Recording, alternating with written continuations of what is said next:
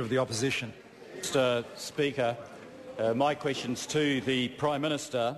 When he told Kiwis they should not be envious if the rich get more from the budget tax package because they were in core and critical categories for the economy, what was he telling middle and low-income New Zealanders about their importance to New Zealand? The Honourable Prime Minister. Mr Speaker, what I actually said on Monday was that people paying the top personal rate included skilled professionals like doctors, engineers, scientists and the like, who fit into some core and critical categories in the economy. Those people are in demand all around the world, and we need to have their careers here put to work in New Zealand. I didn't mention the rich at all because the rich, by and large, don't pay the top personal rate, Mr Speaker.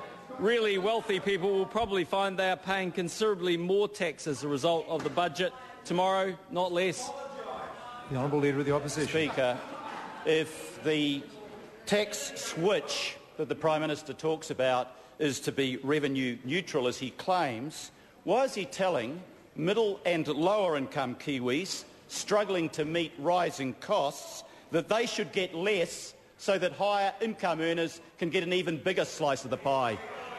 The Honourable Prime Minister. Mr Speaker, well, for a start off, even taking all of the aspects of the package put together, middle and low income New Zealanders will not be getting less. The good news for them tomorrow is they will be getting more. And the interesting thing tomorrow is that someone earning $60,000 a year with no children, who waited 10 years under a Labor government to get absolutely not a cracker, will tomorrow be getting more in the budget than they might expect. The Honourable Leader of the Opposition. Mr Speaker, why does the Prime Minister think it fair that chief executives, as we saw in the media last week, who are getting pay increases of more than $1,000 a week last year and getting very handsome tax cuts last year, should get $700 a week more this year under his proposed tax cut, while middle and low income earners like families under $40,000 got nothing last year and will get very little this year in net terms? The Honourable Prime Minister. Yep, for two things. Firstly, the chief executives he's talking about had pay increases locked in under their government, actually not ours. And by the way, if you earn $40,000 in New Zealand and have two children, you do not pay any tax in this country because of working for families. The Honourable Jim Anderton. Mr Speaker. Order. I apologise to the member, but I have no chance of hearing the question while that amount of noise remains. The Honourable Jim Anderton. Mr Speaker, is the Prime Minister aware that New Zealand has one of the worst income gaps between rich and poor in the developed world? And if so, why is he planning to make that situation even worse while asking the poorest New Zealanders not to be envious? The Honourable Prime Minister. Speaker. Point of order, the Honourable Leader of the Opposition. I don't know how you heard that because I'm closer to the Speaker and I didn't hear it at all over the interjections from the government benches. Oh, no, I did hear the question. Order. No, I've called the Honourable Prime Minister. Mr Speaker, all I can say to that member is if it's something that concerned him so much, why was he part of a government 9 years that made it worse? Point of order, the Honourable Jim Point of Anderton. order, Mr Speaker. I think my question was very clear to the Prime Minister. I know he was talking to the Minister of Finance to try and get some help, but he didn't address the question in one single way at all. What he did was abuse the questioner. Order. What I will do on this occasion... Order. A point of order is being considered. What I'll do on this occasion, because members complained they couldn't hear the question, I'm not totally surprised by that, is I will invite the member to repeat his question so no one can be in any doubt about it. The Honourable Jim Anderton. Mr Speaker, to the Prime Minister, is he aware that New Zealand has one of the worst income gaps between rich and poor in the developed world?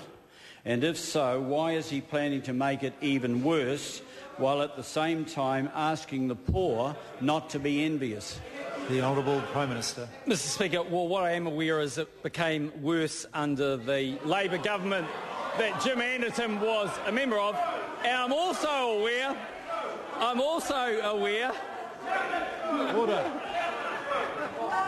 Order. I apologise to the Prime Minister, but members were concerned with the previous answer given. I allowed the questioner to repeat his question. The House showed courtesy in hearing it in virtual silence. The Prime Minister is answering the question that I heard very clearly, and he should be able to do that without a total barrage of interjection. The Prime Minister, the Honourable Prime Minister. And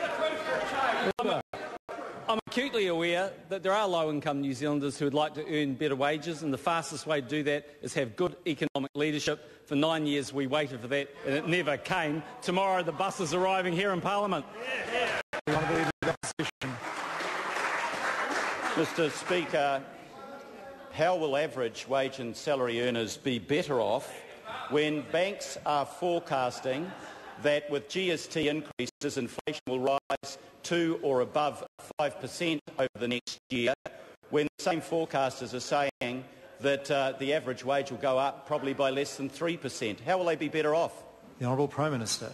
Mr Speaker, as that member's aware, because he's been in this situation before, if there was to be an increase in GST, then the Reserve Bank looks through that, and the economic implications in terms of inflation from that won't have a bearing on interest rates. What I will say, though, is if I recall correctly, the last 4 or 5 years of the Labor government was a time where we saw not only quite high inflation but very high interest rates, and we didn't get any answers from the government on the other side at that time. The Honourable Leader of the Opposition.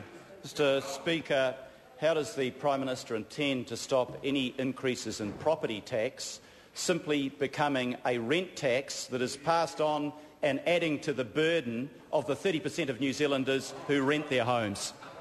The Honourable Prime Minister. Mr Speaker, while I can't give indications today for obvious reasons, what I can say is the budget will spell out clearly tomorrow what Treasury's advice on that is, and I can advise the member it's negligible.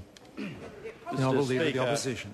How does he explain to Henry Lindsay, who is 84 and suffering from critical illnesses, that he and thousands of other elderly New Zealanders have suffered cuts to their home help because the Minister of Finance regards that as low-quality expenditure, while apparently it's high-quality expenditure to make the biggest tax cuts for the wealthiest New Zealanders? The Honourable Prime Minister. Mr Speaker, 2 ways. One will be tomorrow he'll be able to celebrate the highest amount ever spent on health in this country and more spent in aged care than ever before. And secondly, while he's having a cup of tea this morning, hopefully he'll be reading the Dominion Post looking at how the wealthy dodge their tax and how tomorrow we'll be making sure that all New Zealanders, the wealthy included, pay their fair share. The Honourable Leader of the Opposition. Order. I've called the Honourable Leader of the Opposition.